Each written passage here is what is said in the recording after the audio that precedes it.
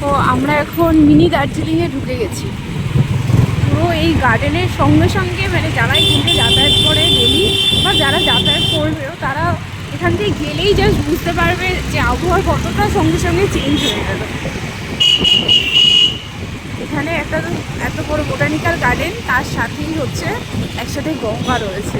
আর এই পোর্শনটা মোটামুটি দানেশ সেকেন্ড পর্যন্ত চলে। দানেশ সেকেন্ড পর্যন্ত চলতে চলতে তারপরে আবার ওই জায়গায় গেলেই বোঝা যায় যে ওয়েদারটা পুরো একটা গরম একটা হাওয়া দিচ্ছে।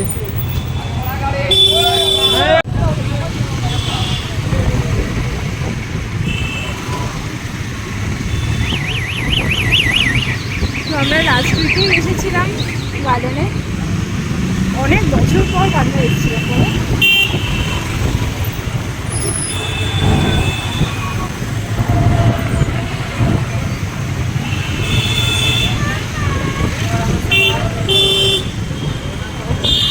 ঠান্ডা